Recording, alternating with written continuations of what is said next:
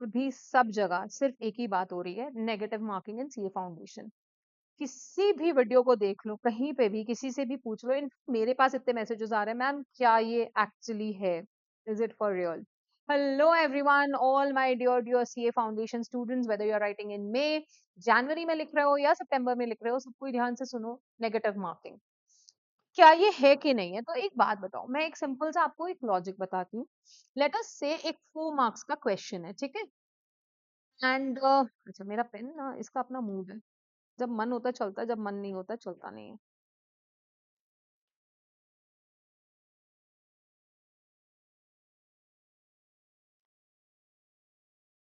तो let's say एक question है 4 मार्क्स का, ठीक है?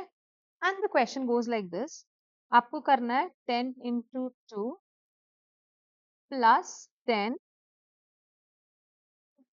-18, एंड आपने यहाँ पे दे दिया 12। तो जब आपने 12 लिखा, इसका मतलब कैन आई से आपको पूरे के पूरे 4 मार्क्स मिलेंगे? यस। बट इमेजिन करो, यहाँ पे 12 नहीं लिख के आपने 13 लिख दिया। अब आप मुझे बताओ, क्या आपको पूरा 4 मिल सकता है? नहीं, या तो आपको 3.5 मिलेगा या आपको 3 मिलेगा, करेक्ट?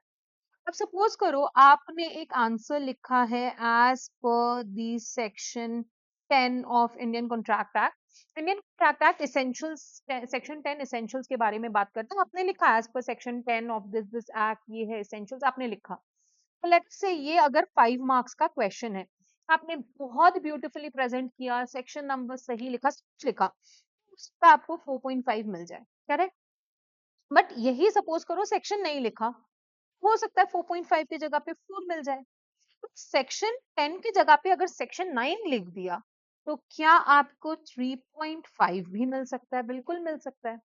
अब देखो, यहाँ पे ना दो तरह है, दो तरीके से इस चीज को हम देख सकते हैं। आप बोलोगे अरे मुझे तो -1.5 मिला, मैं बोलूंगी मुझे कम मार्क्स मिले क्योंकि मैंने ठीक से नहीं लिखा। ये तो अपना अपना नजरिया है।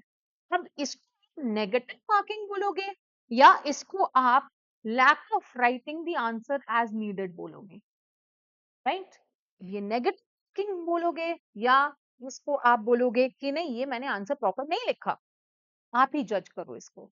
एंड आपको क्या लगता है, मुझे कमेंट सेक्शन में जरूर बताना। अगर ये वीडियो से आपको क्लैरिटी मिल रही है तो प्लीज एक लाइक जरूर छोड़ देना। तो देखो प्लीज आप समझो, आप प्रोफेशनल्स बनने वाले हो। एक प्रेजेंटेशन होता है किसी भी आंसर का, अकाउंट्स में एक प्रेजेंटेशन का तरीका होता है, करते हो उसका कैलकुलेशन होता है, वर्किंग नोट्स होते हैं। अगर आप उसको प्रेजेंट नहीं करोगे, बैलेंस शीट एज एट नहीं लिखोगे, या नरेशन लिख रहे हो जर्नल एंट्री का बीइंग, इस तरह से नहीं लिखोगे, तो एज अ प्रोफेशनल मार्क्स कैसे मिल सकता है पूरा? देखो, एग्जामिनर को एक सेट ऑफ आंसर मिला है जिससे वो एक्सपेक्ट करते हैं कि स्टूडेंट ने भी इस तरह से लिखा है। अगर आप उस तरह से नहीं लिखोगे तो he is right not giving you full marks. And वहां पे उसने फुल मार्क्स नहीं दिया तो मार्क्स कट करना हुआ है, मार्क्स पूरा नहीं दिया कि आंसर एज पर रिक्वायरमेंट में नहीं था। ये तो आप ही चूज करो अब। प्लीज अंडरस्टैंड, सेक्शन नंबर लिखना चाहिए आंसर में, बट अगर गलत सेक्शन नंबर लिख दोगे, मैं आपको माइनस दे रही हूँ, मैं आपको कम मार्क्स तो दूंगी ना। तो ये this is what the whole thing is, ये है जिसके बारे में हम बात कर रहे हैं। तो प्लीज ध्यान से समझिए, अगर आपने प्रॉपर प्रेजेंटेशन नहीं दिया, आपने कैलकुलेशन में मिस्टेक्स किया, आपने अकाउंटिंग स्टैंडर्ड्स को फॉलो नहीं किया, रॉन्ग सेक्शन नंबर दिया, तो यहाँ आपके मार्क्स कम मिल रहे हैं, आपको आपके मार्क्स नेगेटिव नहीं हो रहे हैं। अब ये देखने का तरीका, आप बोलोगे मुझे -1.5 मिला या मुझे पूरे मार्क्स नहीं मिले क्योंकि मैंने अच्छे से नहीं लिखा।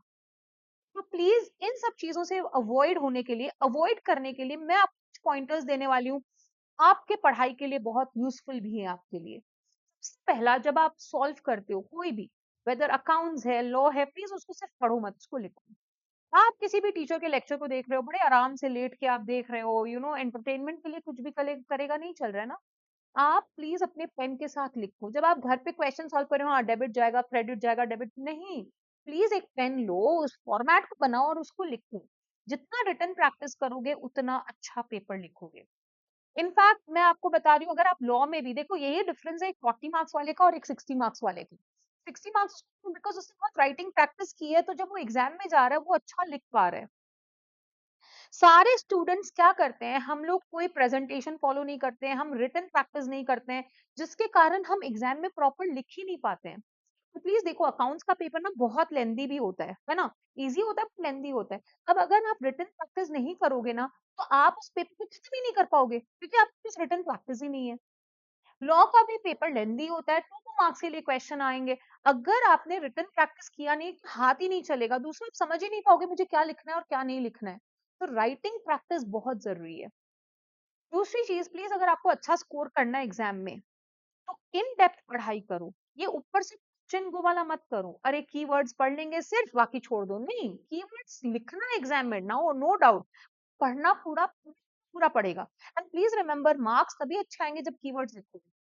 प्लीज इन डेप्थ पढ़ाई करो, सुपरफिशियल पढ़ाई मत करो, ऊपर ऊपर से पढ़ाई मत करो। इन डेप्थ पढ़ो कि भाई हो क्या रहा है, क्या बोल रहा है, ताकि कोई भी क्वेश्चन आईसीआई आप पे थ्रो करे, आप उसका जवाब ठीक से दे सकते हो। वो तभी होगा जब आप इन डेप्थ पढ़ाई करोगे।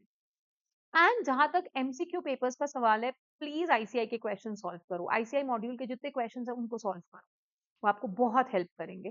बाकी प्लीज इन सब चीजों में ध्यान मत दो, नेगेटिव मार्किंग है नहीं है, आप अपना सिर्फ करते जाओ काम, पढ़ाई करते जाओ, बाकी इंस्टीट्यूट मार्क्स देगा ही देगा, कहाँ जाएगा। Happy learning and stay motivated. Thank you so much.